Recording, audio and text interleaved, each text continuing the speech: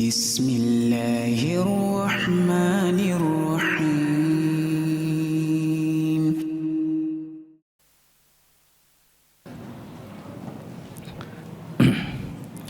Bismillahirrahmanirrahim. Assalamualaikum warahmatullahi wabarakatuh.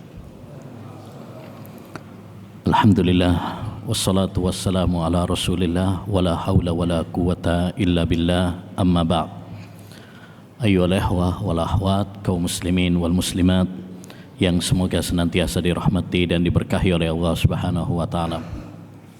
Alhamdulillah, kembali kita dipertemukan oleh Rabbuna Jalla wa Ala dalam majelis ilmu yang berbarakah untuk mempelajari hadis-hadis Nabi Muhammad sallallahu alaihi wasallam dari pembahasan kitab 40 hadis seputar manhaj Ahlus Sunnah wal Jamaah. Dan sebelum kita memulai, sekedar mengingatkan untuk diri kami pribadi dan kepada para ikhwan, akhwat, serta seluruh kaum muslimin dimanapun berada, bahwa kita sekarang memasuki awal tahun Hijriyah 1446, dan kita berada di bulan yang mulia, yaitu bulan Muharram. Dia di antara 4 bulan yang dimuliakan oleh Allah Subhanahu wa taala: Dzulqa'dah, Dzulhijjah, Muharram dan Rajab. Bahkan Nabi alaihi salatu wassalam menamai bulan Muharram dengan Syahrullah, bulannya Allah Subhanahu wa taala. Sebagaimana dalam riwayat Muslim, afdhalus siyami ba'da Ramadan Syahrullahil Muharram. Sebaik-baik puasa setelah Ramadan adalah puasa di bulannya Allah, yaitu bulan Muharram. Nabi menamainya dengan bulan Allah, disandarkan kepada nama Allah, menunjukkan kemuliaan, menunjukkan pengagungan. Oleh karenanya, kita pun harus mengagungkan bulan Muharram ini, sebagaimana dahulu para ulama ussalaf mengagungkan bulan yang mulia ini. Dikatakan oleh Abu Usman An-Nahdi, kana salafu yu'azzimuna salasa asyarat. Adalah para ulama ussalaf, mereka mengagungkan 3 dari 10 hari: 10 awal bulan Dzulhijjah, 10 awal bulan Muharram, dan 10 akhir bulan Ramadan.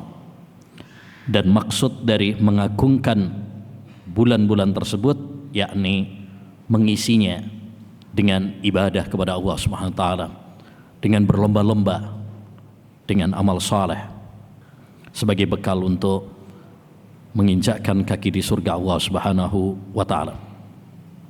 Ini yang harus kita lakukan, yaitu memuliakan dan mengagungkan bulan yang mulia ini, bukan malah menganggapnya sebagai bulan sial, bulan keramat, bulan naas seperti khurafat dan mitos sebagian masyarakat yang menganggap bahwa bulan Muharram atau bulan Syura ini sebagai bulan keramat, bulan sial, sehingga nggak berani bikin akad nikah, ya, nggak berani buka usaha, nggak berani melakukan safar jauh. Maka ini adalah mitos jahiliyah dan khurafat yang bertentangan dengan Islam setidaknya dari 3 sisi. Pertama, ini bertentangan dengan kemuliaan bulan Muharram itu sendiri. Bagaimana kita menganggap sial sebuah bulan yang sangat mulia di sisi Allah SWT. Bahkan disebut oleh Nabi sebagai Syahrullah. Bahkan di bulan ini Allah Subhanahu wa taala mensyariatkan kepada kita untuk puasa Asyura. Karena di hari Asyura Allah menyelamatkan Nabi Musa dan menghancurkan, menenggelamkan Fir'aun dan bala tentaranya. Yang kedua, mitos ini adalah termasuk tiarah yang menodai tauhid dan menjadikan seorang tidak bertawakal kepada Allah Subhanahu wa taala. Padahal Nabi sallallahu alaihi wasallam telah bersabda, at-tiaratu syirkun, tiarah yaitu menganggap sial, baik menganggap sial dengan bulan, menganggap sial dengan angka seperti angka 13. Makanya sebagian pesawat ada yang nggak pakai nomor 13, hotel liftnya nggak ada nomor 13-nya kamarnya. Sebagian pemain bola atau yang lainnya anti kalau pakai nomor punggung 13 karena dianggap sial. Ya, termasuk yaitu menganggap sial dengan melihat binatang. Seperti ya keyakinan sebagian masyarakat kalau ada burung gagak lewat di atas rumah tandanya ada yang mati. Ini termasuk tiarah khurafat jahiliyah. Ya. Yang ketiga, ayyuhal ikhwah, ya, meyakini bahwa bulan Muharram atau bulan Asyura ini sial adalah mencela waktu. Berarti mencela waktu, dan siapa yang mencela waktu berarti mencela penciptanya waktu, pengatur waktu, yaitu Allah Subhanahu wa taala. Nabi bersabda, la tasubbud dahra fa inna Allaha huwad dahr. Jangan kalian mencela waktu, sesungguhnya Allah Subhanahu wa taala dialah yang mengatur dan menciptakan waktu. Ya, siapa yang mencela waktu pada dasarnya dia mencela Allah Subhanahu wa taala. Intinya, mari kita muliakan bulan ini dengan banyak beribadah. Dan ibadah itu luas. Bisa sholat, bisa puasa, bisa membaca Quran, sedekah, dan lain sebagainya.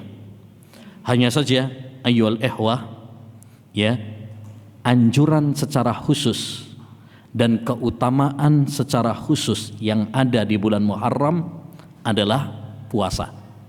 Riwayat-riwayat yang menyebutkan tentang keutamaan selain dari puasa semuanya tidak ada yang sahih. Seperti misalkan hadis-hadis tentang anjuran ya menyantuni anak yatim di bulan Muharram di hari Asyura atau memakai celak di hari Asyura, semuanya tidak ada yang sahih. Yang sahih hanyalah masalah puasa saja. Maka kita dianjurkan untuk memperbanyak ibadah secara umum. Tapi secara khusus yang ada keutamaannya adalah puasa. Maka dianjurkan bagi kita memperbanyak puasa di bulan Muharram. Sebagaimana tadi dalam hadis, sebaik-baik puasa setelah Ramadan adalah puasa di bulan Allah Subhanahu wa taala, yaitu bulan Muharram. Dan puasa di bulan Muharram ada dua macam. Yang pertama puasa secara umum. Ya, secara mutlak. Kita dianjurkan memperbanyak puasa di bulan Muharram. Ini hukumnya sunnah. Dan yang kedua puasa secara khusus, ya, yaitu puasa Asyura. Puasa Asyura. Nabi SAW pernah ditanya tentang puasa Asyura, beliau menjawab, ahtasibu ala Allah an yukaffiras sanatal madiyah. Aku berharap puasa Asyura itu bisa menghapus dosa-dosa, yakni dosa-dosa kecil setahun yang lalu. Masya Allah. Ini keutamaan yang luar biasa. Ya, kita puasa cuma sehari, 2 hari, 3 hari, tapi pahalanya ya menghapus dosa-dosa kita yang begitu banyak selama 1 tahun yang lalu. Maka ini kesempatan ya yang hendaknya dimanfaatkan sebaik-baiknya. Jangan kita lewatkan, jangan kita sia-siakan, karena kita tidak pernah tahu apakah umur kita sampai tahun depan atau tidak. Kata Khalid bin Mi'dan, jika Allah membuka pintu kebaikan kepadamu, segeralah kamu melakukannya, karena kamu tidak pernah tahu apakah pintu itu akan terbuka lagi untukmu atau tidak. Selagi kita masih punya kesempatan, bergegaslah untuk melaksanakannya. Dan sebagai faedah bahwa puasa Asyura itu memiliki 3 tingkatan. Yang pertama, puasa 3 hari. Ini yang paling bagus, yang paling afdal, yaitu tanggal 9, tanggal 10, dan tanggal 11. Ya, ini yang paling utama. Kenapa? Satu, sebagai kehati-hatian, karena bisa jadi ada perbedaan di awal Muharram. Seperti tahun ini. Tahun ini ada perbedaan. Ya, ada yang mengatakan 1 Muharramnya hari Ahad yang lalu. Ada yang bilang 1 Muharramnya hari Senin. Ya, karena yang mengatakan hari Ahad itu berarti acuannya adalah hisab. Acuannya adalah hisab. Yang mengatakan hari Senin, acuannya adalah ru'yah. Karena tanggal 29 tidak terlihat hilal, sehingga digenapkan menjadi 30. Sehingga tanggal 1-nya adalah hari Senin. Maka sebagai kehati-hatian, ya solusi ini, yaitu puasa 3 hari lebih utama. Yang kedua, supaya kita mendapatkan pahala 3 hari, puasa 3 hari dalam sebulan. Kalau kita puasa 3 hari, maka kita mendapatkan keutamaan ya berpuasa 3 hari dalam sebulan, seperti dalam hadis wasiat Nabi kepada Abu Hurairah, di mana Nabi mewasiatkan kepada beliau untuk puasa 3 hari dalam sebulan. Siapa yang puasa 3 hari dalam sebulan, seakan-akan dia puasa sebulan, karena satu kebaikan dilipatkan 10. Yang ketiga, untuk menyelisih orang-orang Yahudi, karena orang Yahudi puasanya cuma tanggal 10 ya. Dan yang keempat, kenapa kita puasa 3 hari ini lebih utama, karena telah sahih dari sahabat Ibnu Abbas bahwasanya beliau puasa Asyura 3 hari, tanggal 9, tanggal 10 dan tanggal 11. Ini riwayat yang sahih dari sahabat Ibnu Abbas bahwa beliau melakukannya, sebagaimana diriwayatkan oleh At-Tabari dalam Tahdzibul Athar. Yang kedua, tingkatan yang kedua adalah puasa Asyuranya 2 hari, tanggal 9 dan tanggal 10. Tanggal 9 dan tanggal 10. Ya, tanggal 10 jelas, karena yang namanya Asyura itu tanggal 10. Ya. Dan dulu Nabi SAW puasa Asyuranya tanggal 10.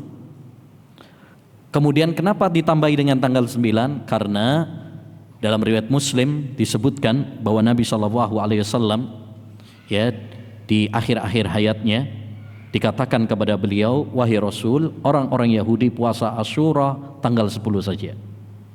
Ya, maka Nabi SAW mengatakan, la in baqitu ilal amil qabil la asumanat tasi.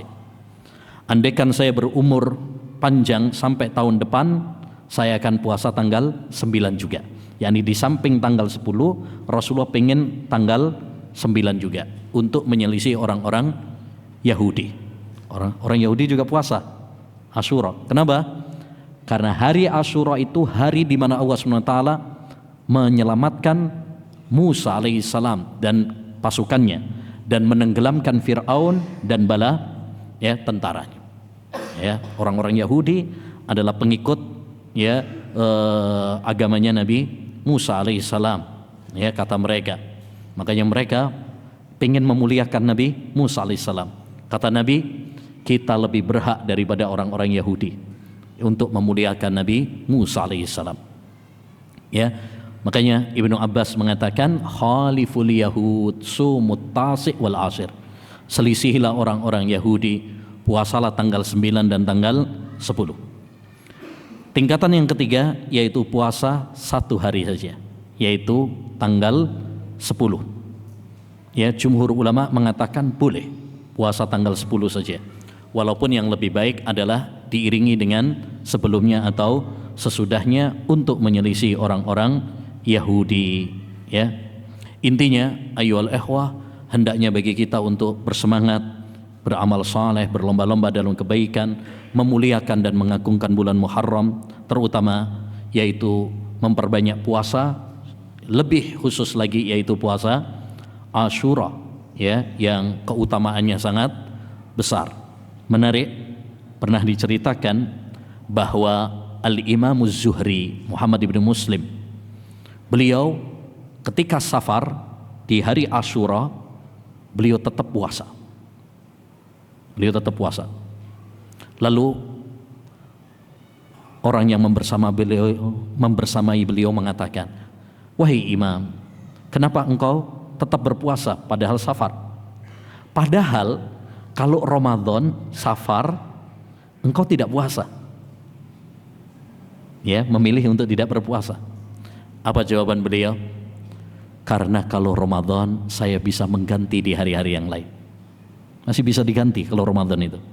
Wa man kana maridan aw ala safarin fa iddatum min ayyamin ukhar. Siapa yang sakit atau safar, gantilah di hari-hari yang lain. Tapi kalau Arafah, Asyura enggak bisa diganti di hari yang lain. Sayang kalau kemudian kita menyia-nyiakan. Begitu semangatnya para ulama salaf ya dalam beribadah di bulan Muharram ini. Maka hendaknya bagi kita ayyuhal ikhwah untuk meneladani mereka. Ya. Ilmu bukan cuma sekedar teori. Ilmu bukan cuma sekedar wawasan. Ilmu bukan cuma sekedar hafalan.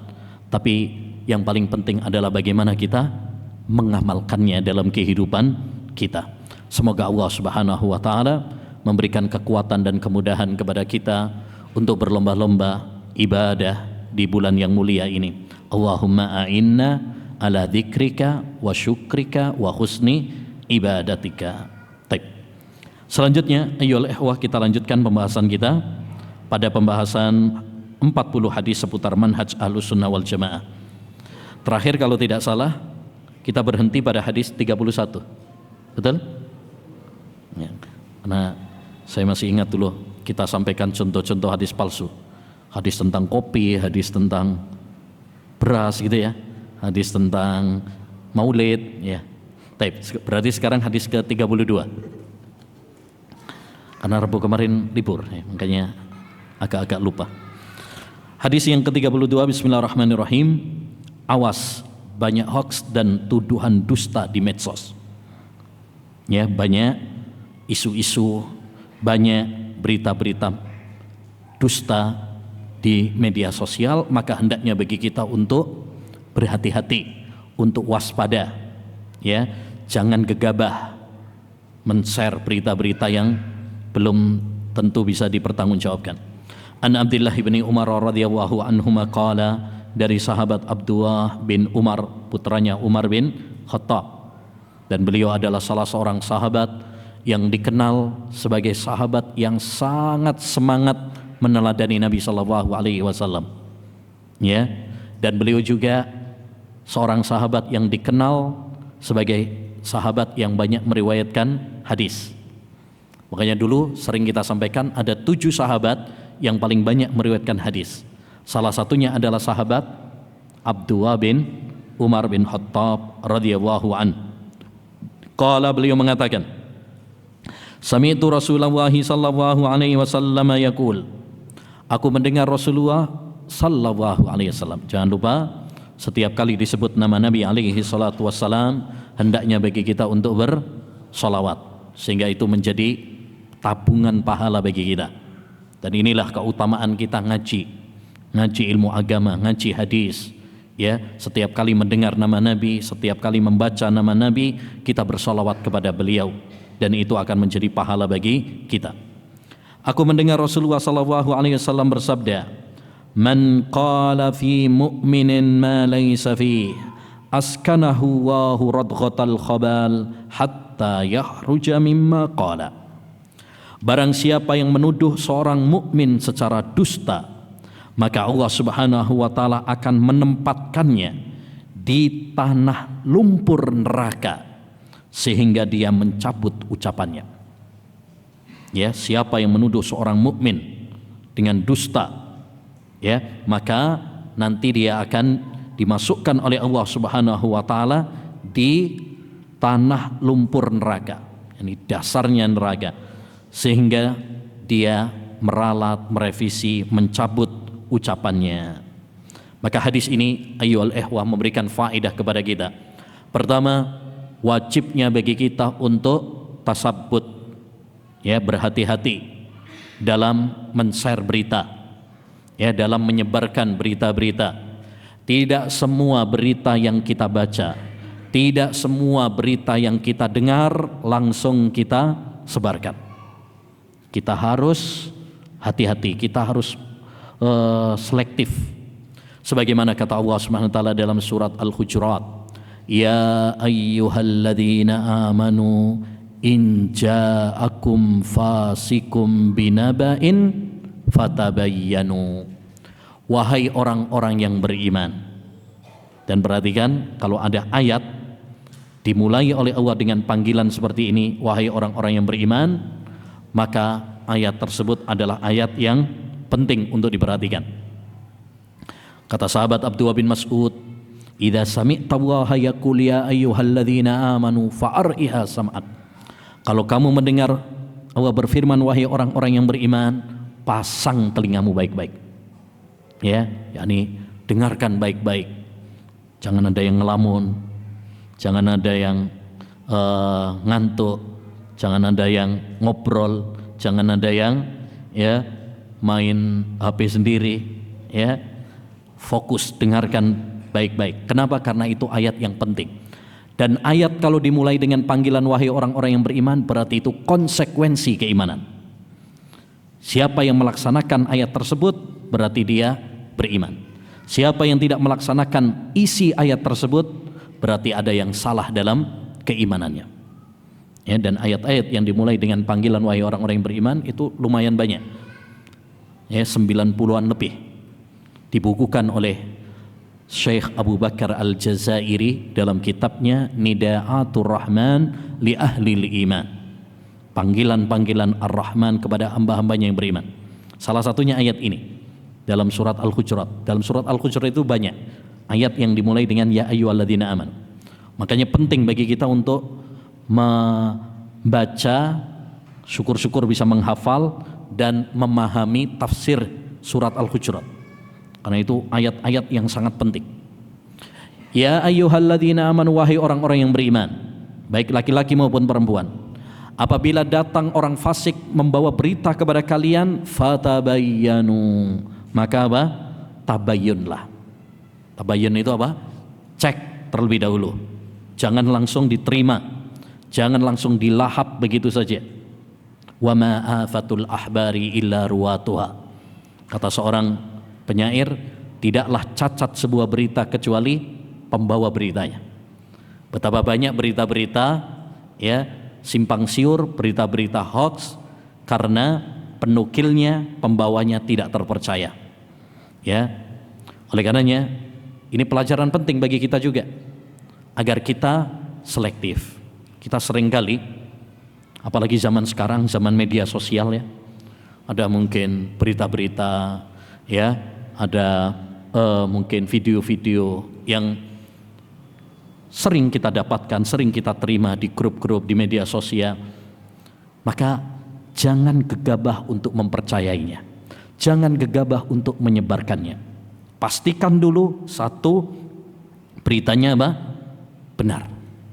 Kadang ada berita kematian padahal belum tentu mati. Syekhul Albani rahimahullah, ya, beliau sering kali diberitakan udah mati padahal masih hidup waktu itu. Sampai ada yang pernah bilang ini kuburannya Syekh Albani, padahal Syekh Albani masih hidup, ya, sudah punya kuburan. Nah, jadi kita harus apa? Selektif, ya. Pastikan dulu bahwa berita tersebut apa? Sahih. Yang kedua, ya, seandainya setelah tahapan yang pertama kita memastikan beritanya valid, beritanya sahih, yang kedua jangan gegabah langsung disebarkan juga. Kita harus betul-betul memastikan bahwa ketika kita sebarkan ini manfaatnya lebih besar daripada madharatnya. Karena tidak semua berita walaupun benar kita sebarkan. Bisa jadi ya kita sebarkan justru malah menimbulkan madharat yang lebih besar. Nggak boleh juga. Darul mafasid muqaddamun min jalbil masalih. Para ulama mengatakan membendung kerusakan itu lebih utama daripada mendapatkan kebaikan. Ya, karena berita ini banyak. Tidak semua yang kita dapatkan langsung kita sebarkan. Harus disaring dulu, difilter terlebih dahulu. Setidaknya tadi, pertama beritanya valid, sahih. Kalau hadis berarti pastikan hadisnya apa? Sahih, jangan sampai hadisnya palsu. Yang kedua, ya, ketika kita sebarkan ini manfaatnya apa? Besar. Tidak ada bahaya, tidak ada mafsadat yang ditimbulkan darinya. Kalau ternyata menimbulkan mafsadat yang lebih besar, maka kita sebaiknya apa? Mengerem terlebih dahulu. Ya, ini. Yang kedua, ayyuhal ikhwah, dari hadis ini dapat kita ambil faedah juga. Hati-hati dari menuduh seorang mukmin, ya, dengan tuduhan yang dusta, menyebarkannya, ya, bikin gosip-gosip, isu-isu, ya, tentang saudara kita sesama muslim. Maka diancam oleh Nabi SAW dengan ancaman yang sangat keras dalam hadis ini, di mana Allah SWT akan menaruhnya di lumpur neraka sampai dia bertaubat kepada Allah SWT dari kedustaannya. Lebih-lebih jika dia berdusta kepada Allah SWT, berdusta kepada Nabi Muhammad SAW, berdusta kepada para ulama, ya, berdusta kepada para ulama, mencela para ulama, misalkan mengatakan bahwasanya Ibnu Taimiyah atau Muhammad bin Abdul Wahab, ya, gampang mengkafirkan, membunuh orang, ya, ini banyak disebarkan. Padahal itu adalah kebohongan-kebohongan, tuduhan-tuduhan, ya, yang tidak benar. Siapa yang menuduh, ya, seorang muslim saja diancam dengan hadis yang sangat berat ini. Apalagi kalau yang dituduh adalah para ulama. Ingat, daging para ulama itu apa? Beracun. Luhumul ulama'i masmuma. Dagingnya para ulama itu beracun. Apa maksudnya daging para ulama beracun? Antum kalau ada orang makan daging tapi dagingnya beracun gimana? Mati. Begitu juga orang yang mencela para ulama, memusuhi para ulama, sejatinya dia akan dimatikan oleh Allah Subhanahu wa taala, dihancurkan oleh Allah Subhanahu wa taala. Oleh karenanya, ketika seorang menuduh para ulama, menuduh Nabi, ya, hendaknya dia khawatir terhadap dirinya sendiri. Jangan dia khawatir dengan ulama, dengan para nabi, enggak. Ya, mereka aman, mereka dibela oleh Allah Subhanahu wa taala, diangkat derajatnya. Yang kasihan adalah engkau yang menuduh para ulama, engkau yang menuduh para nabi. Ya natihal jabalil ali liyaklimahu asfik ala ra'si la tusfik alal jabali. Kata seorang penyair, wahai orang yang ingin menabrak gunung yang tinggi, sayangilah kepalamu, jangan sayang sama gunungnya. Kalau ada yang pengen nabrak gunung, yang perlu dikasihanin yang nabrak, gunungnya nggak usah antum kasihani, ya, yang hancur bakalan kepala kita. Baik. Yang kedua, hadis ke-33, menjauhlah dari syubhat. An Imran ibn Husain radhiyallahu anhu qala, dari Imran bin Husain bahwasanya Rasulullah SAW bersabda, man sami'a bid-dajjal falyan'an, barang siapa yang mendengar tentang Dajjal. Dajjal itu artinya kadzab, pendusta. Dan Dajjal ada dua macam. Yang pertama Dajjalul Akbar, Dajjal besar, Dajjal senior, yang nanti akan keluar di akhir zaman. Makanya salah satu tanda kiamat besar adalah keluarnya apa? Dajjal. Dan hadis-hadis tentang keluarnya Dajjal derajatnya mutawatir. Ya, derajatnya mutawatir. Wajib bagi kita mengimaninya. Makanya dalam setiap sholat kita ketika tasyahud akhir, kita berdoa kepada Allah Subhanahu wa taala agar dilindungi dari Dajjal. Allahumma inni a'udzubika min fitnatil masihid Dajjal. Ya, karena fitnahnya Dajjal ini sangat dahsyat. Yang kedua Dajjalul Asghar, Dajjal kecil, Dajjal junior. Ya. Setiap pendusta, yaitu berdusta tentang agama, ya, apalagi memoles dengan kata-kata yang indah, itu namanya Dajjal. Makanya antum kalau belajar dalam ilmu hadis, orang kalau dia perawi yang pendusta disebut oleh para ulama dengan apa? Dajjal, kadzab. Orang yang mengaku nabi disebut Dajjal. Ya, sebagaimana dalam hadis, sayati salasunat kadzabuna dajjalun, akan datang 30 Dajjal pendusta, kulluhum yadda'i annahu nabi, semuanya ngaku bahwa dia nabi, ya, wala nabiyya ba'di, padahal tidak ada nabi setelah saya. Ya, dan ini banyak pada zaman sekarang. Ya, penipu-penipu dalam agama, pendusta-pendusta dalam agama. Contoh paling mudah sekarang, Mama Gufron, inna maqali rahmatan, ya. Sampai sekarang MUI turun tangan. Nah, ini pendusta, ya, pendusta. Yang paling lucu adalah, ya, sekalipun jelas nampak kesesatannya, banyak juga orang yang mengikutinya. Ya, makanya jangan kaget. Ya, jangan kaget. Dajjal yang jelas-jelas saja di akhir zaman disebutkan oleh Nabi ciri-cirinya, bahwa dia buta, dia ada tulisannya apa? Kafir. Dia bisa dilihat di dunia, padahal dia ngaku sebagai Tuhan. Padahal Tuhan kan nggak mungkin cacat. Tuhan nggak mungkin bisa dilihat di dunia.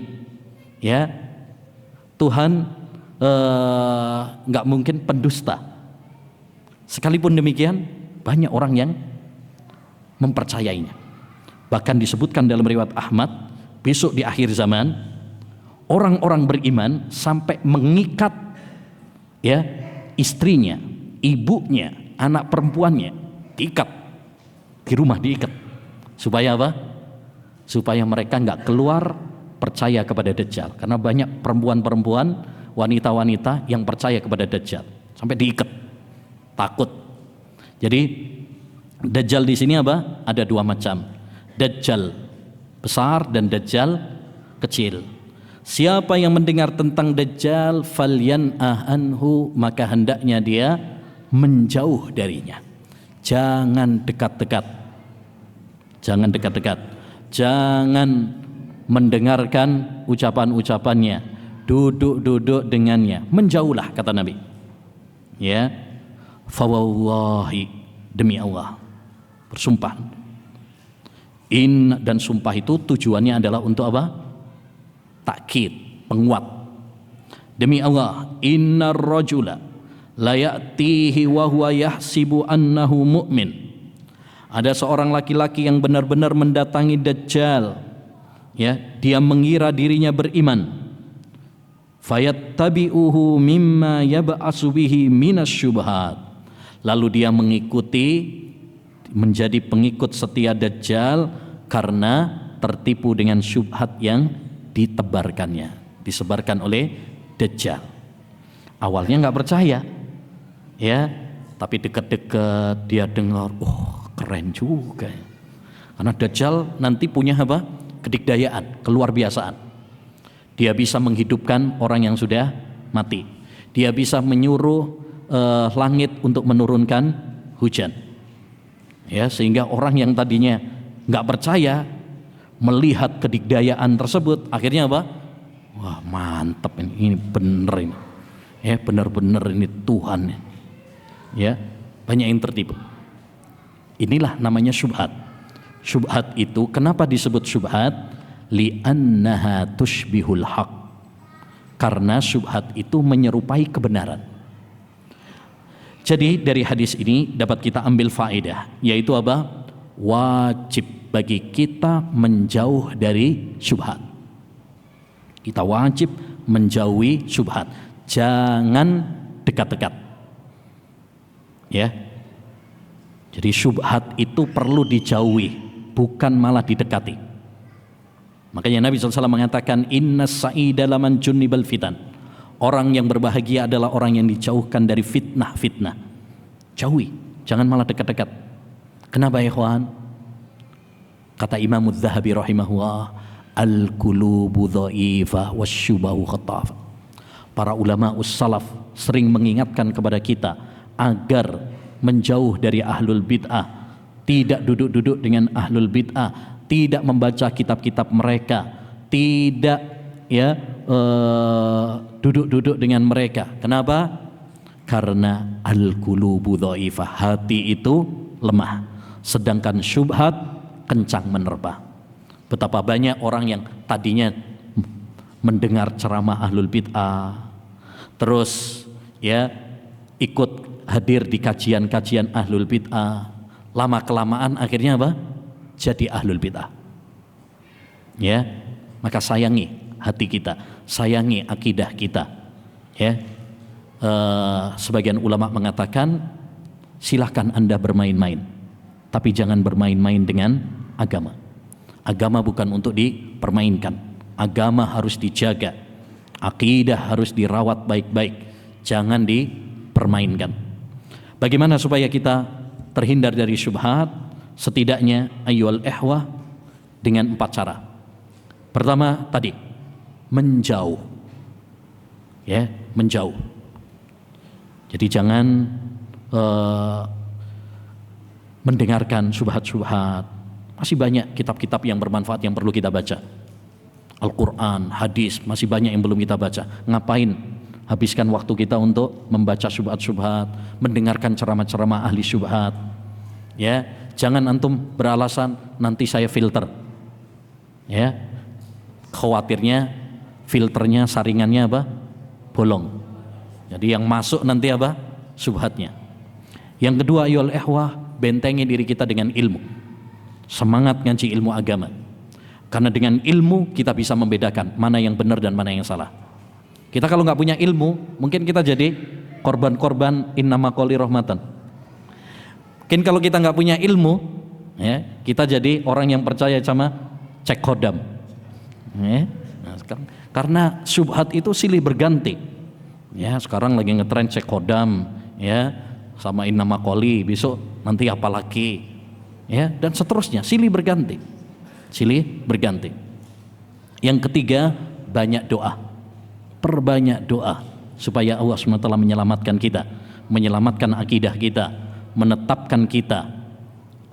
Di antara doa yang diajarkan oleh Nabi, Allahumma ya muqallibal qulub, sabbit qalbi ala dinik. Ya Allah, zat yang membolak-balik hati, tetapkanlah hati hamba di atas ketaatan kepadamu, di atas agamamu. Dan yang keempat, ya, ketika kita mendapatkan syubhat, jangan malu untuk bertanya kepada para ulama, bertanya kepada ustadz, agar tersingkap, ya, syubhat-syubhat yang melekat dalam benak kita. Jadi kalau antum dapat syubhat, jangan disimpan aja. Ya, tanyakan kepada para ulama, tanyakan kepada para ustadz yang punya ilmu yang matang, supaya apa? Ya, syubhat yang melekat pada diri kita dihilangkan, dicabut.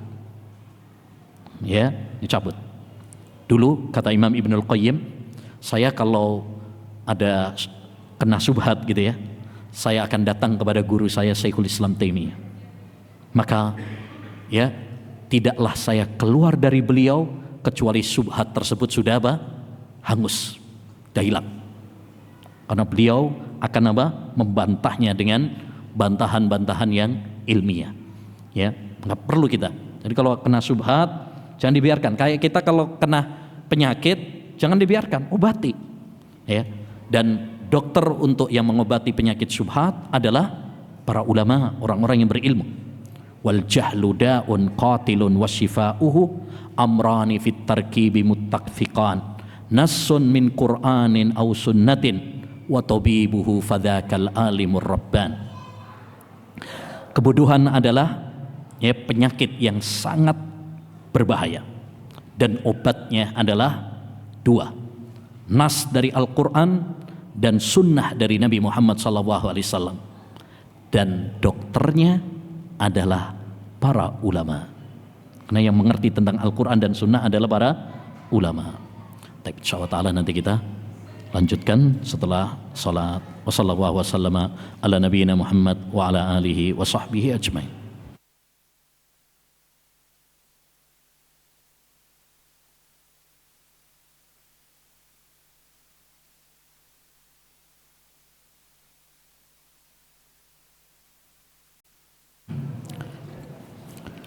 Bismillahirrahmanirrahim.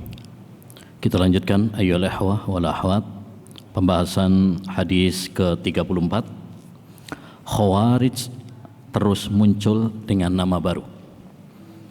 An Ibni Umar radhiyallahu anhuma qala, dari sahabat Ibnu Umar, semoga Allah meridhai keduanya, beliau mengatakan, sami'tu Rasulullah sallallahu alaihi wasallam yaqul, aku mendengar Rasulullah sallallahu alaihi wasallam bersabda, yansha'u nas'un yaqra'una al-Qur'an la yujawizu taraqiyahum, akan muncul suatu kelompok yang membaca Al-Quran tapi tak sampai pada tenggorokan mereka.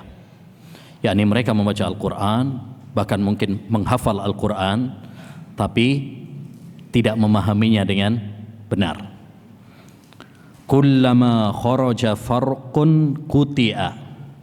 Setiap kali muncul kelompok tersebut, yaitu kelompok Khawarij, quti'a, mereka akan dibasmi.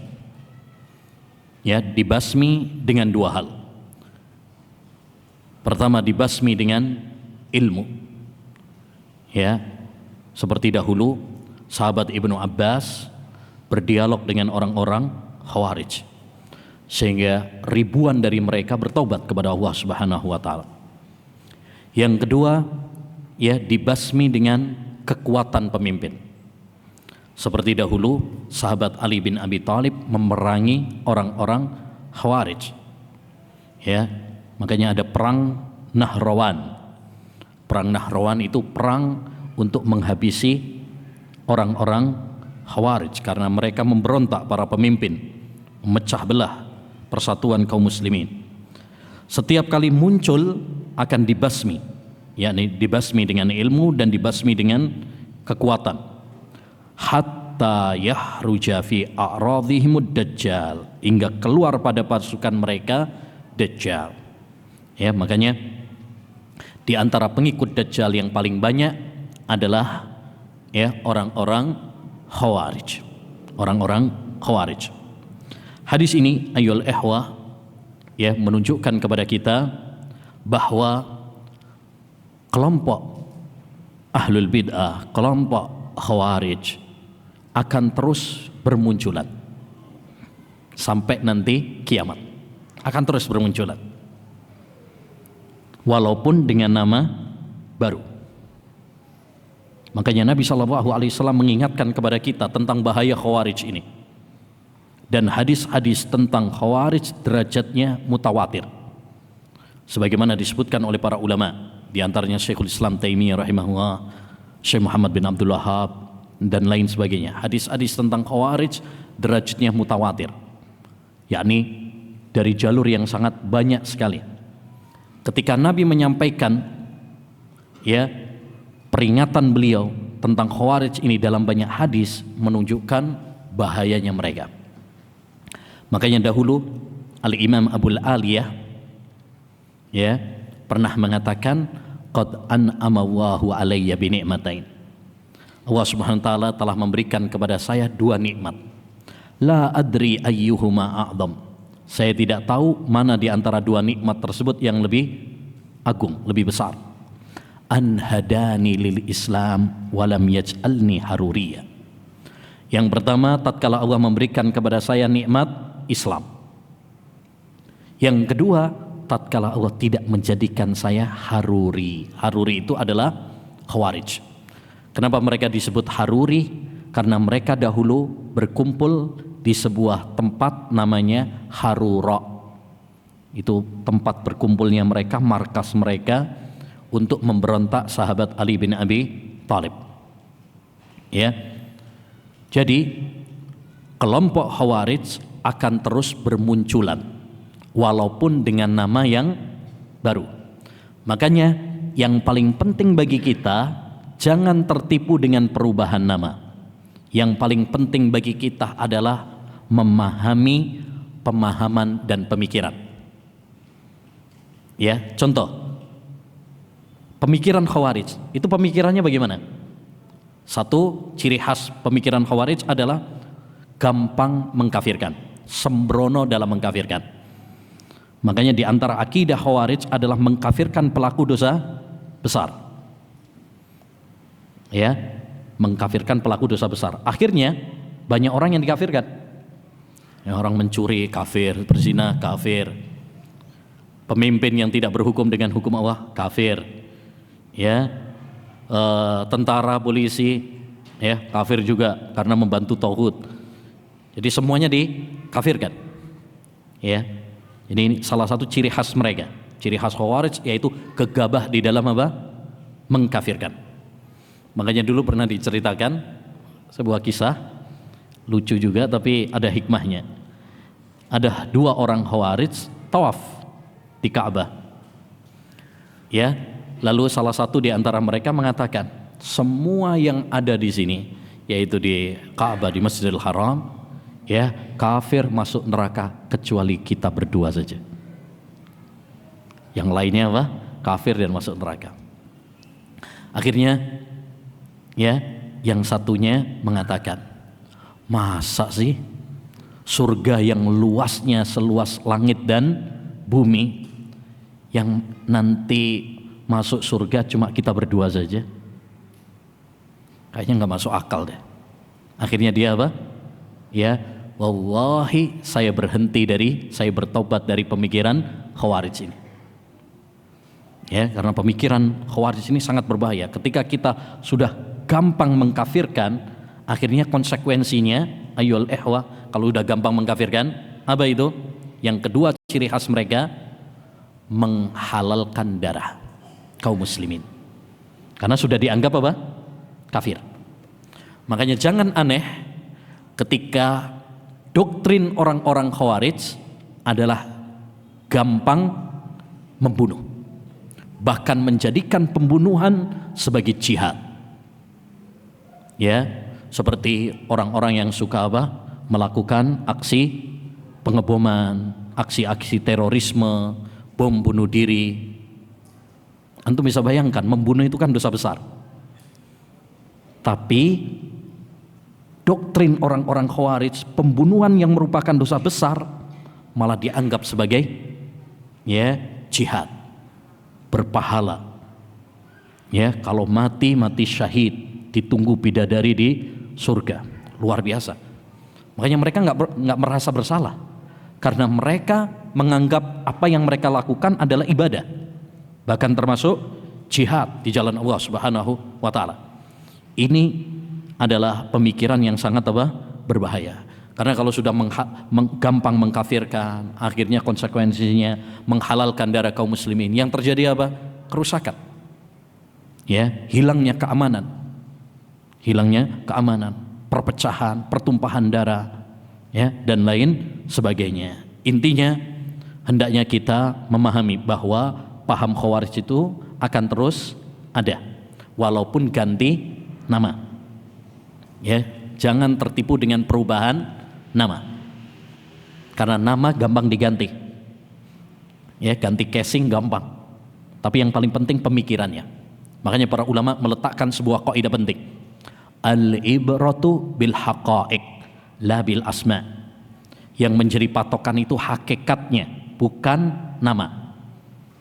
Khomer tetaplah khomer walaupun namanya diganti. Whisky, brandy, apa? Oplosan, pil kuplo. Ya, apa lagi? Ya, sabu-sabu, narkoba. Nggak ada yang namanya khomer, gitu nggak ada. Tapi karena dia memabukkan, maka disebut dengan khomer, walaupun namanya diganti. Bahkan walaupun namanya diganti minuman segar, minuman halalan thayyiban, tetap dia haram. Jangan tertipu dengan perubahan nama. Begitu juga dengan pemahaman. Ya, Khawarij tetaplah Khawarij walaupun berganti casing. Misalkan yang lahir di Suriah atau Irak, ya, mereka yang mengatasnamakan dengan Daesh atau ISIS, ya, mereka disebut oleh para ulama Khawarij karena ciri-ciri yang disebutkan oleh Nabi SAW, ya, mereka gampang mengkafirkan, menghalalkan darah kaum muslimin, ada pada mereka. Tapi mereka disebut Khawarij nggak terima. Bahkan ulama yang mengvonis mereka Khawarij dikafirkan. Ya, mereka nggak terima ketika disebut sebagai apa? Khawarij. Tapi tadi, ya, kita tidak terlalu penting dan tidak punya kepentingan dengan perubahan nama. Yang paling penting fahami. Disinilah kenapa para ulama dahulu sering mengingatkan kepada kita tentang faham Mu'tazilah, faham Khawarij, faham Jahmiyah. Ya, walaupun sekarang mungkin nggak ada orang dengan bangganya kami Mu'tazilah, kami Jahmiyah. Ya, itu saya kira nggak ada sekarang. Tapi pahamnya tetap ada. Ya, tetap ada. di universitas-universitas, di kelompok-kelompok, ya, bahkan kelompok-kelompok yang mengatasnamakan dengan Islam. Maka yang paling penting, ayyuhal ikhwah, bekali diri kita dengan ilmu. Dengan ilmu kita bisa membedakan, ya, mana paham yang benar dan mana paham yang salah, ya. Baik. Berikutnya hadis yang ke-35, an Abi Hurairah radhiyallahu an. Qala, dari sahabat Abu Hurairah, semoga Allah Subhanahu wa taala meridhoinya, beliau mengatakan, qala Rasulullah sallallahu alaihi wasallam, Rasulullah sallallahu alaihi wasallam bersabda, inna Allaha yab'asu ila hadhil ummah ala ra'si kulli mi'ati sanah man yujaddidu laha dinaha. Sesungguhnya Allah SWT mengutus kepada umat ini pada setiap 100 tahun orang yang memperbaharui agamanya. Ini yang disebut dengan apa? Tajdid, pembaharuan. Ya, pembaharuan. Dan hadis ini mutawatir. Hadis ini mutawatir, diriwayatkan dari jalur yang sangat banyak sekali. Yakni pada setiap abad Allah Subhanahu wa taala pasti akan mengutus para ulama yang memperbaharui apa? Agama ini. Ya, dan yang dimaksud dengan memperbaharui agama adalah, ya, memperbaharui nilai-nilai Islam, ya, Al-Qur'an, sunnah, dan pemahaman para salafus saleh di saat sudah banyak manusia yang lalai. yakni orang sudah banyak tenggelam di dalam kesyirikan, kebid'ahan, hadis-hadis palsu, ya. Kemudian Allah SWT bangkitkan ulama-ulama yang menghidupkan sunnah Nabi SAW, mengajak umat kembali kepada Al-Quran dan sunnah, ya. Makanya kita harus memahami makna pembaharuan di sini dengan benar, ya, karena sebagian orang salah faham di dalam memahami pembaharuan ini, ya. Seperti orang-orang liberal, mereka mengatakan, ya, kita memperbaharui, tapi dengan cara apa? Dengan cara mengoyak agama Islam, ya, menghancurkan sendi-sendi Islam dengan pemahaman-pemahaman baru, kreasi-kreasi yang tidak pernah dikenal oleh Nabi dan para sahabatnya. Ini bukan pembaharuan agama, ini namanya malah penodaan terhadap agama. Makanya kita harus waspada dari orang yang mengatasnamakan pembaharu agama tapi memperbaharuinya dengan cara paham-paham yang baru. Seperti kemarin mungkin antum pernah dengar sebelum Idul Adha, ya, ada khotibnya perempuan, imamnya perempuan, bilalnya perempuan, ya. Padahal di zaman Nabi nggak ada khotib Idul Fitri, Idul Adha perempuan, itu nggak ada. Imam perempuan nggak ada. Walaupun misalkan itu untuk jamaah perempuan sendiri, nggak ada. Aisyah, ya, wanita yang paling cerdas, andaikan ada khotib dari perempuan untuk Idul Fitri atau Idul Adha, pasti Nabi SAW akan menyuruh, ya, Aisyah atau istri Nabi yang lain, ya, untuk mengadakannya. Tapi itu tidak pernah dikenal di zaman Nabi dan para sahabat. Maka hati-hati dari kreasi-kreasi dalam ibadah, dalam agama yang tidak dikenal oleh generasi yang mulia ini. Kata Imam Ahmad bin Hanbal, iyyaka an tatakallama fi mas'alatin laisa laka fiha imam. Hati-hati kamu berbicara tentang masalah agama dari melontarkan pendapat-pendapat yang tidak ada ulama pendahulunya, ya. Nah, ini banyak orang-orang liberal mengatasnamakan pembaharuan agama, tapi apa? Malah menghancurkan agama. Mereka mengingkari hukum-hukum Islam, ya, mengatakan bahwa hukum rajam, potong tangan, ya, kisos itu tidak tidak sesuai dengan zaman sekarang. Mereka mengatakan jilbab, ya, tidak wajib, nggak sesuai dengan kearifan lokal di Indonesia misalkan, ya, dan lain sebagainya. Ini bukan pembaharu agama, ini malah apa? Merusak agama. Perumpamaan mereka seperti, yang dikatakan oleh para ulama tentang ahlul kalam. Dan perhatikan, orang-orang liberal itu adalah ahlul kalam, ahli filsafat. Ya, dahulu para ulama mengatakan tentang orang-orang ahli filsafat, orang-orang ahli filsafat itu perumpamaannya seperti orang yang ingin mencuci baju tapi dengan air kencing. Maksudnya apa? Mereka pengen untuk membela agama Islam, ya, membela agama Islam, ya, menyebarkan agama Islam, ya, menghidupkan agama Islam, tapi caranya dengan malah apa? Mengotori. Kalau nyuci baju tapi pakai air kencing malah jadinya apa? Malah najis, malah kotor.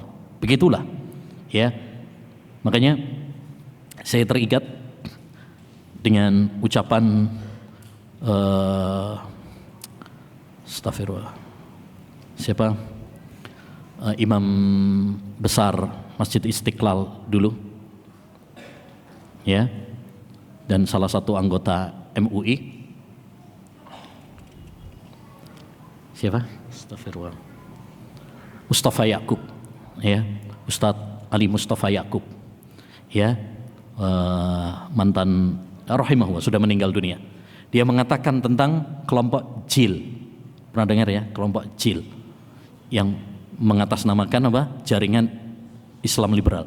Kata beliau apa? Ini kata beliau ya, saya cuma nukil aja. Ya, jaringan Islam liberal itu yang benar bukan jaringan Islam liberal, tapi yang benar adalah jaringan iblis liberal. Ini kelihatannya apa? Pedes ya, tapi benar. Kenapa? Karena orang-orang liberal, ya, mereka adalah ahli filsafat. Mereka adalah orang-orang yang mendahulukan akal daripada syariat, ya. Dan itu tidak diajarkan oleh Islam. Islam itu artinya apa? Tunduk. Islam itu artinya tunduk. Yang mengajarkan untuk ngeyel terhadap syariat, bantah syariat, bukan Islam. Tapi yang mengajarkan adalah iblis. Ketika Allah SWT menyuruh dia untuk sujud kepada Adam, ngeyel. Ya Allah, saya lebih baik daripada Adam. Masa saya yang disuruh sujud kepada Adam? Membantah syariat. Makanya dulu para ulama mengatakan siapa yang mendahulukan akalnya daripada syariat, berarti dia menyerupai iblis. Menyerupai iblis. Tapi intinya maksud dari pembaharuan agama tajdid adalah, ya, menghidupkan syariat Islam, menghidupkan sunnah Nabi, menghidupkan Al-Quran di saat banyak orang yang, ya, sudah lalai, ya, sudah lalai. Seperti Umar bin Abdul Aziz, ya, Mujaddid, Imam Syafi'i, Imam Ahmad, Syekhul Islam Taimiyah, Muhammad bin Abdul Wahhab rahimahullah ta'ala.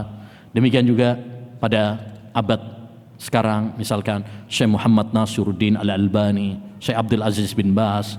Ini mujaddid, ya, pembaharu-pembaharu agama yang mengajak umat kepada Al-Quran dan Sunnah di saat banyak manusia yang lalai. Oleh karenanya, hendaknya bagi kita pun punya andil dalam memperbaharui agama ini dengan punya cita-cita menyebarkan apa? Al-Quran dan Sunnah. Munaya minad dunya ulumun abuthuha wa ansuruha fi kulli badin wa hadiri du'aun ilal kitabi was sunanil lati tanasa rijalun dzikraha bil mahadiri. Cita-citaku di dunia ini, kata Imam Ibnu Hazm, ini syairnya Ibnu Hazm, ya, cita-citaku di dunia ini adalah menyebarkan ilmu agama, mengajak manusia kepada Al-Quran dan Sunnah ke pelosok kota dan desa, ya, mengajak mereka kepada Al-Quran dan Sunnah di saat manusia sudah lalai darinya. Bayangkan itu zamannya Ibnu Hazm, ya. Sudah banyak orang lalai dari Al-Quran dan Sunnah, apalagi zaman sekarang. Makanya menarik, syair ini belakangan ada yang nambahin, wa qad abdaluha bil jara'idi taratan wa tilfazuhum ra'sus syururi wal manakiri wa birradiyu fala tansa syarrahu fakam dha'al waqtu biha min khasairi. Mereka mengganti Al-Quran dan Sunnah dengan, ya, televisi, dengan radio, dengan koran, ya. Nah, berikutnya Hadis yang ke-36, wahai ahlus sunnah, saling menyayangilah kalian. An Abdullah bin Amrin qala, dari Abdullah bin Amr Ibnul As, beliau mengatakan, qala Rasulullah sallallahu alaihi wasallam, ar-rahimuna yarhamuhumur rahman, irhamu man fil ardi yarhamkum man fis sama.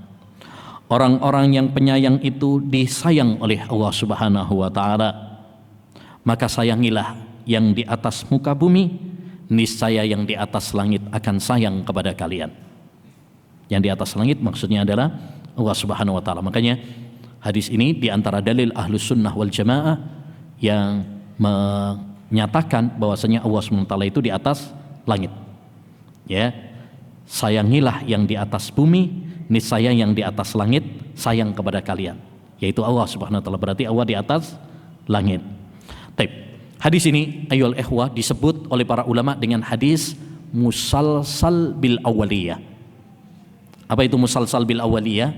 Yaitu hadis yang pertama kali dipelajari dan yang pertama kali diajarkan. Jadi dulu para ulama kalau mau belajar hadis, dapatnya hadis pertama hadis ini.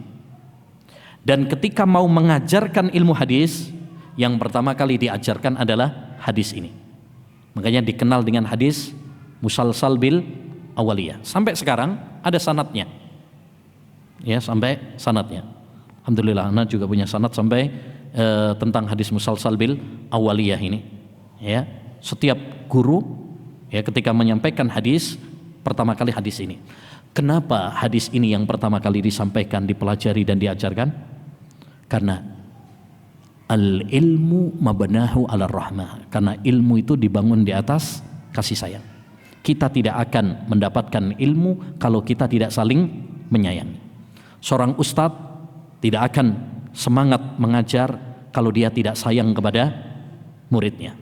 Murid tidak akan mendapatkan ilmu kalau dia benci dan musuhan sama gurunya. Makanya harus saling apa? Mencintai, saling menyayangi antara satu dengan yang lain. Maka hadis ini ayyuhal ikhwah ya mengingatkan kepada kita agar kita saling apa? Menyayangi di antara kita. Sesama kaum muslim harus saling menyayang. Ya, apalagi para penuntut ilmu, ikhwan, akhwat yang udah ngaji. Apalagi kita ahlus sunnah wal jamaah. Hendaknya bagi kita untuk saling menyayangi di antara kita, saling mengasihi di antara kita, ya, bukan malah berpecah belah di antara kita, bermusuhan di antara kita, cakar-cakaran di antara kita, tidak. Karena kita ini jumlahnya apa? Dikit. Jangan sampai udah dikit kemudian tengkar. Ya, udah dikit tengkar lagi. Ya, makanya kata Hasan Al-Basri. Ini wasiat yang sangat bagus sekali dari Hasan Al-Basri. Beliau mengatakan, ya ahlas sunnah tarahamu fima bainakum fa innakum aqallun nas. Wahai ahlus sunnah, hendaknya kalian menyayangi di antara kalian karena kalian adalah orang yang paling sedikit. Ya, terutama kita para penuntut ilmu. Kalau di dalam hadis ini saja kita diajarkan untuk menyayangi yang di muka bumi. Yang di muka bumi itu bukan hanya manusia saja. Hewan pun kita harus apa?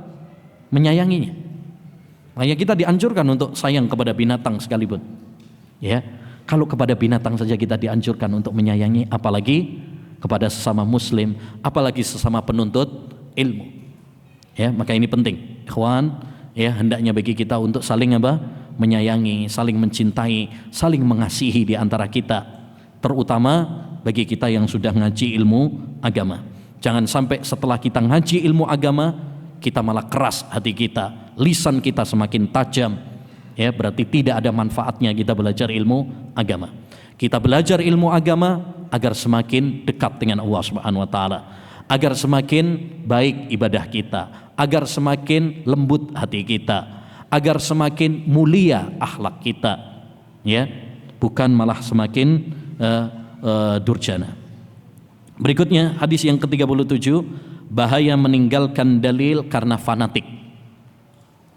An Jabirin anna Nabiya sallallahu alaihi wasallam qala, dari sahabat Jabir, beliau mengatakan, walladzi nafsu Muhammadin biyadih, demi zat yang jiwaku berada di tangannya, yaitu Allah Subhanahu wa taala.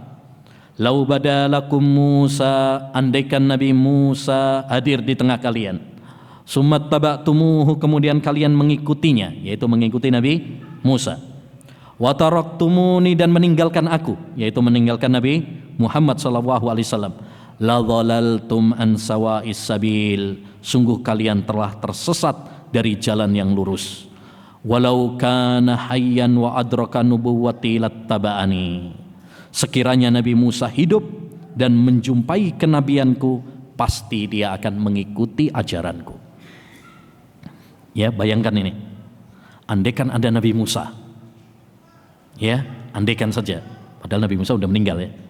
Ini seandainya saja ada Nabi Musa, dan Nabi Musa adalah ulul azmi minar rusul, dan beliau bahkan dijuluki dengan kalimullah, ya, Nabi yang diajak bicara oleh Allah SWT.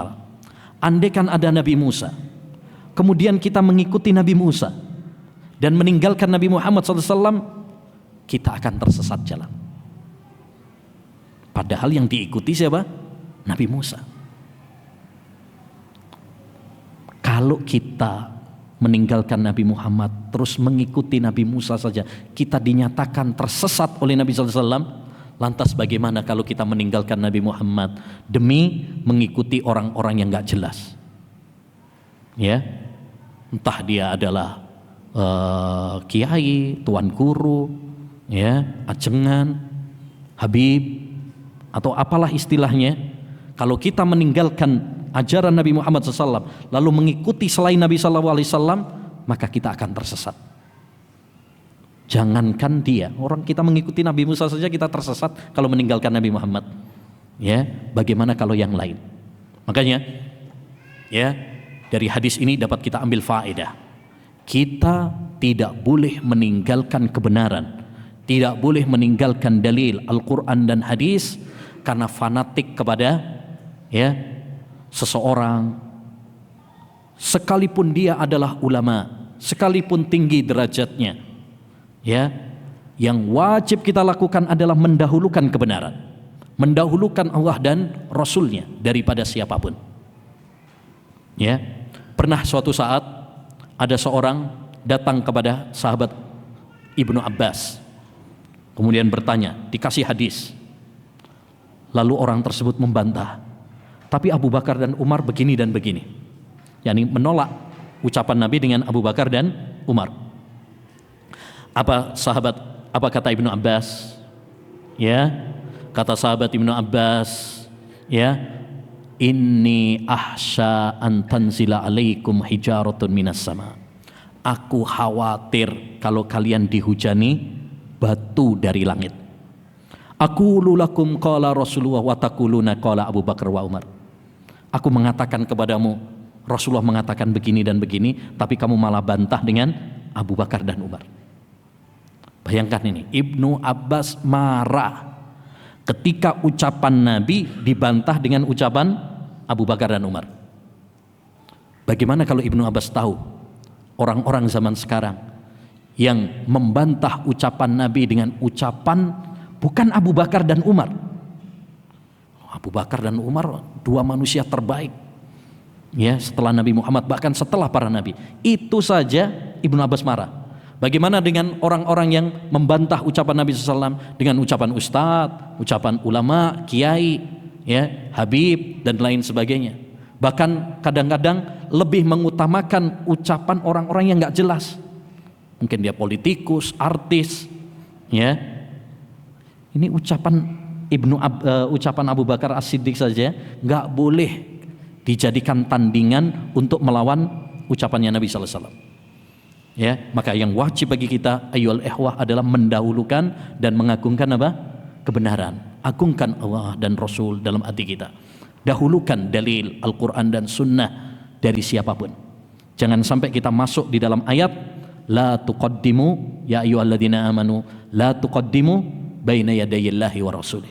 Jangan kalian mendahului Allah dan Rasul. Ya, jangan mendahulukan pendapat orang lain dibandingkan pendapat ucapan Allah dan Rasulnya. Kemudian yang ke-38, sabar dan tidak memberontak pemimpin. An Ibni Abbas radhiyallahu anhuma an Nabi sallallahu alaihi wasallam qala man ra'a min amirihi syai'an yakrahu falyasbir fa innahu man faraqal jama'ata shibran famata famitatan jahiliyah. Barang siapa yang melihat sesuatu yang dia benci dari penguasanya, pemimpinnya, maka hendaknya dia bersabar. Barang siapa yang meninggalkan jamaah sejengkal saja, maka dia mati dalam keadaan jahiliyah. Hadis ini merupakan salah satu landasan di antara landasan Ahlus Sunnah wal Jamaah, yaitu apa? Menganjurkan kepada kita sabar terhadap kezaliman para pemimpin. Ya. Dan ini salah satu prinsip yang sangat penting dalam akidah Ahlus Sunnah wal Jamaah, yaitu kita harus taat kepada para pemimpin, tidak memberontak para pemimpin, sabar terhadap kezaliman dan kekurangan para pemimpin, mendoakan kebaikan untuk para pemimpin. Dan ini penting diulang-ulang, karena banyak ya orang-orang yang mengajak kepada pemikiran-pemikiran khawarij untuk memberontak para pemimpin, membangkang kepada para pemimpin, menggulingkan para pemimpin, sehingga menimbulkan apa? Kerusakan-kerusakan, pertumpahan darah dan lain sebagainya. Maka hati-hati dari provokator-provokator, hati-hati dari dai-dai yang mengajak kepada ya pemberontakan, mengajak melawan pemerintah, apapun namanya. Ya, sebagian orang kadang menamai amar ma'ruf nahi mungkar, kadang mengatakan ini adalah jihad, ya, jihad untuk menggulingkan pemimpin, jihad untuk melengsarkan pemimpin. Ini bukan jihad, ya, ini juga bukan amar ma'ruf nahi mungkar yang benar. Jihad itu kata yang indah, amar ma'ruf kata yang indah, tapi harus sesuai dengan norma-norma agama, karena ya semua ibadah harus ikhlas dan harus sesuai dengan tuntunan Rasulullah sallallahu alaihi wasallam. Maka hadis ini mengajarkan kepada kita haramnya memberontak kepada para pemimpin, dan ini sudah disepakati para ulama. Para ulama sepakat bahwa memberontak para pemimpin hukumnya haram. Kenapa? Karena madorotnya, kerusakannya sangat banyak. Ya, hilangnya nyawa, hilangnya keamanan, hancurnya bangunan-bangunan. Ya, demikian juga ayyuhal ikhwah segala sarananya. Pemberontakan itu enggak mesti dengan pedang dan senjata melawan pemerintah. Hati-hati juga dari apa? Sarana-sarananya. Karena kaidah dalam syariat Islam, Islam itu kalau mengharamkan sesuatu, maka Allah haramkan juga apa? Segala sarananya. Allah haramkan zina, berarti segala sarana yang mengantarkan kepada zina harus ditutup rapat-rapat. Makanya nggak boleh apa? Berdua-duaan dengan wanita yang bukan mahram, ya. Apalagi yang nggak terlihat, ya, nggak disangka-sangka. Makanya termasuk yang dilarang juga, kita harus berhati-hati dari apa? Yang terdekat, padahal dia bukan mahram. Ya, seperti apa? Alham wal maut. Ya, ipar adalah maut. Ya, ini kita harus hati-hati juga. Demikian juga dalam pemberontakan. Pemberontakan itu haram, segala sarananya. Seperti apa? Demo. Ya, Ahlus Sunnah wal Jamaah melarang demonstrasi. Karena walaupun ya dia bukan memberontak secara langsung, tapi itu adalah sarana. Betapa banyak yang awalnya namanya demo damai, tapi lama-kelamaan ya terjadi kerusuhan. Karena orang susah untuk menahan apa? Emosi, apalagi biasanya ada penyusup-penyusup. Ya. Nah, maka kita harus hati-hati. Ya, hati-hati dari pemikiran-pemikiran yang mengajak kepada pemberontakan, ya, provokator-provokator. Dulu dalam manhaj khawarij itu ada yang disebut oleh para ulama dengan kelompok Al-Qa'adiyah. Al-Qa'adiyah itu apa? Ngompori, memprovokasi, memberontak pemerintah, tapi dia nggak ikut terjun langsung. Itu kata para ulama, al-Qa'adiyah ahbasul khawarij. Para provokator-provokator itu adalah khawarij yang paling jelek, yang paling berbahaya. Yang paling berbahaya. Kenapa ikhwan? Tidak mungkin terjadi pemberontakan kecuali apa? Dimulai dari provokasi dulu. Orang dibikin emosi dulu, dibikin terprovokasi, baru kemudian apa? Ya, terjadi pemberontakan. Kalau nggak ada yang ngomporin, nggak ada yang memprovokasi, ya biasanya orang apa? Adem-adem aja. Ini kita harus waspada dari provokator-provokator. Yang anehnya kadang provokator ini malah apa? Dianggap pahlawan. Ya, dianggap pahlawan. Sering nongol di TV. Ya, dalam debat-debat biasanya malah banyak. Jangan tertipu dengan silat lidah mereka. Ya, kita harus berpegang teguh dengan apa? Agama kita. Yakinlah, dengan kita berpegang teguh, disitulah kebaikan. Ya, disitulah kebaikan. Baik, berikutnya nanggung ini ya, tinggal 2 lagi. Hadis yang 39 membantah ahlul bid'ah. An Ibrahim ibn Abdurrahman al-Adhari qala Rasul sallam yahmilu hadzal ilma min kulli khalafin uduluh yanfuna anhu tahrifal ghalin wa intihalal mubtilin wa ta'wilal jahilin. Ilmu ini akan dibawa oleh orang-orang yang adil dari setiap generasi. Mereka menghapuskan penyelewengan orang-orang yang berlebihan, kedustaan orang-orang yang berbuat kebatilan, dan penafsiran orang-orang yang bodoh. Jadi di antara manhaj ahlus sunnah wal jamaah ikhwan adalah membantah ahlul bid'ah. Ya, tadi menangkis penyimpangan orang-orang yang berlebih-lebihan, takwil orang-orang yang bodoh. Ya, harus ada orang-orang yang ya membela agama ini. Makanya kita butuh kepada para ulama, kita butuh kepada para ustadz, para dai yang membela agama ya dengan ilmu mereka, dengan argumen-argumen ya. Karena kalau cuma Al-Qur'an, hadis tapi nggak ada yang menyampaikan, susah juga. Coba misalkan ada ahlul bid'ah, dia menyebarkan syubhat di tengah perpustakaan yang penuh dengan kitab. Apakah kitab-kitab itu bisa membantah syubhatnya? Tidak. Kita butuh kepada orang yang bisa membaca kitab-kitab tersebut, ya, kemudian bisa membantah syubhat-syubhatnya. Disinilah pentingnya kita butuh kepada para ulama, karena ulama dengan ilmu mereka bisa membantah penyimpangan-penyimpangan ahlul bid'ah. Bahkan kata Syekhul Islam, ar-radu ala ahlil bid'ah mujahid.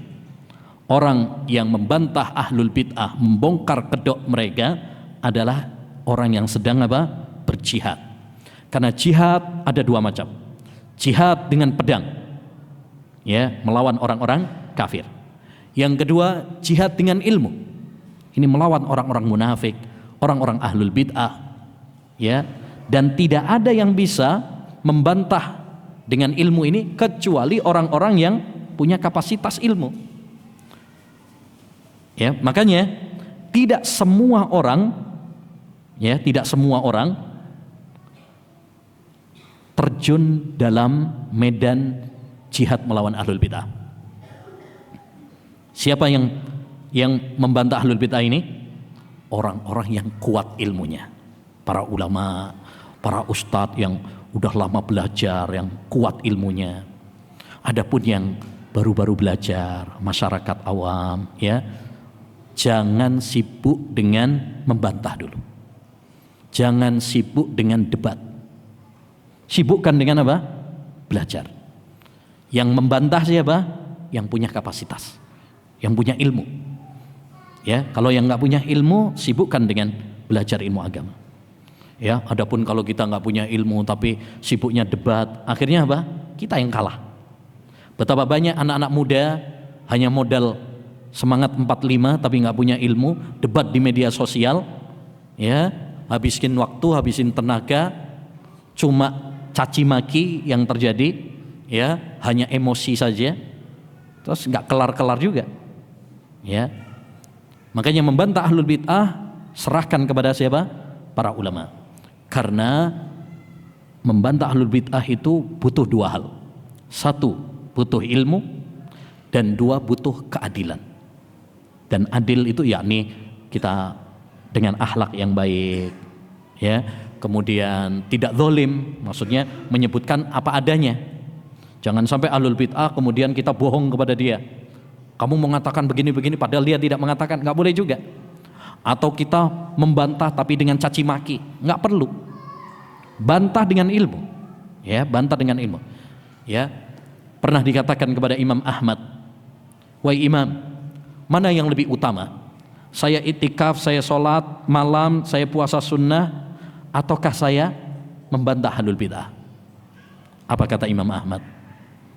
Kalau kamu puasa sunnah, kalau kamu itikaf, kalau kamu sholat malam, manfaatnya hanya kembali kepada diri kamu. Tapi kalau kamu membantah ahlul bid'ah, manfaatnya untuk orang banyak. Orang jadinya tahu. Yang tadinya nggak tahu, oh ternyata si fulan menyimpang, ya, kesalahannya di sini, ditunjukkan. Orang jadi tahu. Yang tadinya nggak tahu, yang tadinya tertipu jadi tahu. Maka ini lebih utama. Ibadah yang manfaatnya untuk orang banyak lebih utama dan lebih besar pahalanya daripada ibadah yang manfaatnya hanya untuk diri sendiri. Ini kaidah. Ini kaidah. Ya, ibadah yang manfaatnya dirasakan oleh orang banyak untuk orang lain lebih utama dan lebih besar pahalanya daripada ibadah yang manfaatnya hanya untuk diri sendiri. Jadi intinya membantah ahlul bid'ah termasuk manhaj ahlus sunnah wal jamaah, tapi tidak sembarangan orang, ya, hanya orang-orang yang berilmu, ya, dan orang-orang yang menjaga adab ketika membantah. Yang terakhir, doa agar istiqomah, ditutup dengan doa agar istiqomah, ya, dengan harapan agar kita semuanya diberi keistiqomahan oleh Allah SWT di atas manhaj ahlus sunnah wal jamaah, manhaj ahlul hadis, manhaj salafus salih, manhaj yang mulia ini, ya, karena hanya Allah yang membolak-balik hati manusia. An Anasin qala kana Rasulullah yukthiru an yaqul, Rasulullah SAW sering banyak berdoa, ya muqallibal qulub sabbit qalbi ala dinik, wahai zat yang membolak-balik hati, tetapkanlah hati hamba di atas ketaatan kepadamu atau agamamu. Fakultu ya Rasulullah amanna bika wa bima ji'ta bihi fahal takhafu alaina. Lalu para sahabat bertanya, wahai Rasulullah, kami telah beriman kepadamu dan beriman dengan apa yang engkau bawa, apakah engkau masih mengkhawatirkan kami? Qala na'am. Subhanallah, para sahabat yang kuat imannya saja, kata Nabi apa? Iya, saya khawatir kepada kalian. Innal quluba baina usbu'aini min asabi'illah yuqallibuha kaifasa. Sesungguhnya hati manusia itu ada di antara dua jemari Allah Subhanahu wa taala. Dia membolak-baliknya sesuai dengan kehendaknya. Kalau para sahabat saja dikhawatirkan oleh Nabi, bagaimana dengan kita? Ya, oleh karenanya jangan merasa aman. Jangan merasa saya sudah kuat, kokoh, ya, kokohiyun. Ya, kita sudah kuat, kokoh, ya, nggak bakalan apa? Murtad, nggak bakalan keluar dari manhaj Ahlussunnah. Jangan, karena nggak ada jaminan. Bahkan orang-orang yang jauh lebih cerdas, lebih hebat daripada kita menyimpang. Antum pernah dengar Imran bin Hittan? Ya, seorang yang dahulunya ulama Ahlussunnah wal Jamaah, nikah sama wanita Khawarij, jadinya Khawarij. Antum pernah dengar Abdullah Al-Qasimi, seorang yang dijuluki Syekhul Islam di zamannya, banyak menulis karya-karya, bahkan membantah Syiah, membantah liberal, tapi akhirnya menjadi ateis. Ya, menjadi ateis. Artinya apa? Kita tidak boleh merasa apa? Aman. Ya, banyak berdoa kepada Allah SWT, banyak menuntut ilmu, cari sahabat-sahabat yang saleh, cari kiat-kiat supaya kita apa? Istiqomah. Dan yang paling utama agar kita istiqomah setidaknya dua hal. Satu, doa. Ya, perbanyak doa ini. Allahumma ya muqallibal qulub sabbit qalbi ala dinik, terutama di waktu-waktu yang mustajab. Yang kedua, menuntut ilmu. Ya, menuntut ilmu. Ya, jangan pernah lepas dari hadir dalam majelis ilmu. Karena ketika kita hadir dalam majelis ilmu, kita akan mendapatkan dua kiat istiqomah sekaligus. Satu, ilmu itu sendiri, kita mendengarkan dalil Quran, hadis. Yang kedua, kita bertemu dengan orang-orang saleh. Kita bertemu dengan sahabat-sahabat, kita bertemu dengan ustadz. Itu bisa apa? Menjadikan kita istiqomah. Ya, maka mari kita terus semangat dalam menuntut ilmu. Walhamdulillah. Selesai sudah, tamat. Biasanya kalau habis tamat gini ada makan-makannya. Nah, nanti berarti mampir sendiri-sendiri. Alhamdulillah, selesai sudah pembahasan 40 hadis tentang manhaj Ahlus Sunnah wal Jamaah. Mudah-mudahan apa yang telah kita pelajari bermanfaat bagi kita semuanya. Untuk pertemuan berikutnya kita cari yang sejuk-sejuk. Kalau ini kan agak kenceng ya. Jadi kita pakai konsep panas dingin. Kadang panas, kadang dingin. Jadi besok insya Allah cari yang sejuk-sejuk. Ya, habis panas ya biar dingin. Aduh, ini waktunya sudah habis sebenarnya. Tapi padahal saya sudah nyiapkan hadiah ini. Kasih hadiah enggak ini? Sebentar ya. Taib. Akhwat ada mikrofon enggak? Akhwat. Ada? Taib. Kita ikhwan dulu aja sambil disiapkan. Taib, ikhwan. Tadi kita sampaikan bahwa mitos Muharram adalah bulan sial, bertentangan dengan agama Islam dari tiga sisi. Ya, dari tiga sisi. Kenapa mitos ini bertentangan dengan Islam? Nah, siapa yang bisa? Ayo, ini bulan Muharram jadinya perlu diingatkan. Tafadhal. Nah, bertentangan dengan kemuliaan bulan Muharram. Bulan Muharram ini bulan mulia, bahkan disebut dengan Syahrul. Taib. Yang kedua, ini termasuk tatayyur yang dilarang oleh syariat. At-tiyaratu syirkun. Betul. Yang ketiga, mencela waktu. Dan siapa yang mencela waktu berarti mencela Allah SWT. Ahsant. Barakallahu fiik. Taib. Fadal. Enggak mau ya? Tapi sekarang akhwat, tadi kita sampaikan puasa Asyura ada 3 tingkatan. Gampang ini, untuk akhwat saya cari yang gampang-gampang aja. Afwan bentar Ustadz. Nah. Faidah tingkatan puasa itu ada yang pertama puasa 3 hari yaitu tanggal 9, 10 dan 11. Nah. Alasannya karena yang kehati-hatian, yang kedua supaya dapat keutamaan puasa 3 hari dalam sebulan, yang ketiga untuk menyelisihi orang-orang Yahudi, dan yang keempat karena sahih dari Ibnu Abbas beliau melakukannya. Siap. Puasa yang kedua adalah 2 hari tanggal 9 dan 10. Itu dikarenakan di akhir hayat Nabi berkata, andaikan umurku panjang di tahun depan aku akan berpuasa di tanggal 9 untuk menyelisihi Yahudi, karena puasa tanggal 10 ini umat Islam lebih berhak. Yang ketiga yaitu puasa 1 hari di tanggal 10. Nah, Masya Allah, ahsan, barakallahu fiik. Taib. Satu lagi yang untuk akhwat. Tadi kita sampaikan kiat-kiat agar kita selamat dari syubhat. Kiat-kiat agar selamat dari syubhat. Apa ayo?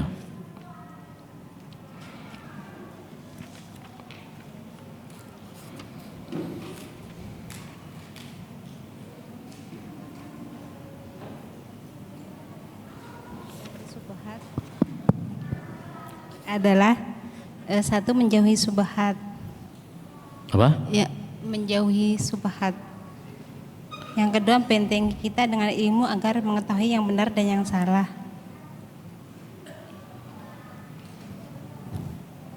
membentengi diri dengan ilmu. Yang ketiga, banyak berdoa. Yang keempat, jika mendapatkan syubhat jangan malu untuk bertanya kepada ulama. Ya, kurang jelas nih suaranya, tapi nggak apa-apa, bener. Khususon untuk akhwat. Kurang jelas tapi suaranya. Tapi remang-remang kayaknya bener ya. Subhat. Remang-remang. Samar-samar. Baik. Untuk ikhwan satu lagi. Tadi kita sampaikan hadis irhamu man fil ardi yarhamkum man fis sama. Hadis ini disebut oleh para ulama dengan sebuah istilah. Apa istilahnya dan kenapa? Nah, musalsal bil awaliyah. Kenapa disebut dengan musalsal bil awaliyah? Hah?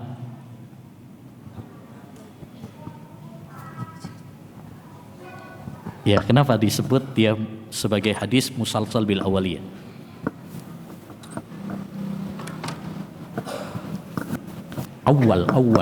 Awaliyah. Karena apa? Karena dia yang pertama kali dipelajari dan diajarkan. Kenapa hadis ini yang dipilih? Kok bukan hadis yang lain? Karena ilmu dibangun di atas kasih sayang.